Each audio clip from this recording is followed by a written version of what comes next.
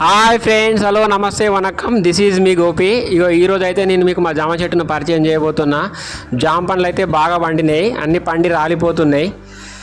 Busy ఉండడం వల్ల అసలు జామ చెట్టును పట్టించుకోలే, బాగా పండ్లు పండి రాలిపోతున్నాయి. అందుకనే నేను వాళ్ళ దింపుతాను అనుకుంటున్నా. చూడండి, మా జామ చెట్టు అది చాలా పండ్లు పండినాయి.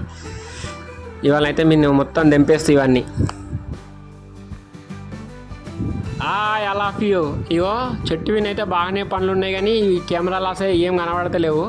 నాకైతే బాగానే కనబడుతున్నాయి. ఫోన్లోనైతే అసలు పండ్లు చెట్టిన పండు లేనట్టే కనబడుతుంది.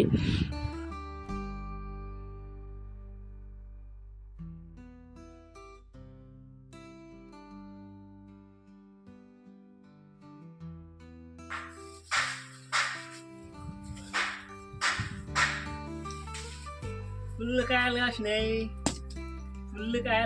మస్తు కాయలు కాసినాయి. తెంపుకున్నాం మేము.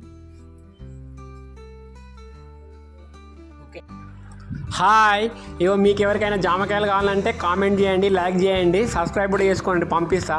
మా చెట్టు కాయలు చాలా స్వీట్ ఉంటాయి. ఇగో ఇంకా మా ఇంటి దగ్గర ఒక 3 మల్లె చెట్లు, ఒక 3 గులాబీ చెట్లు ఉన్నాయి. ఇగో ఇది ఇంకొక పెద్ద మల్లె చెట్టు. అసలు మాకైతే ఇప్పటి వరకు ఏ పండగ కానీ ఏ ఫంక్షన్ కానీ పూలు కొని అవసరం అయితే రాలేదు. ఇవే చాలా పూలు పూస్తాయి. ఇంకా మేమే వేరేటలో పంపిస్తాం. ఇదిగో చూడండి, ఇగో ఎన్ని జామ పండ్లు తెంపినా. ఒక 20 నుండి 25 జామ పండ్లు అవుతాయి. చాలా బాగున్నాయి.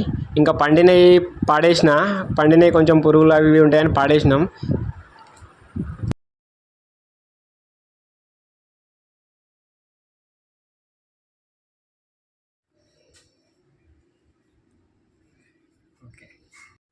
మా ఇంటి దగ్గర ఇంకొక 3 మనీ ప్లాంట్ చెట్లు కూడా ఉన్నాయి. ఇవి పెట్టి ఒక 6 మంత్ అవుతుంది.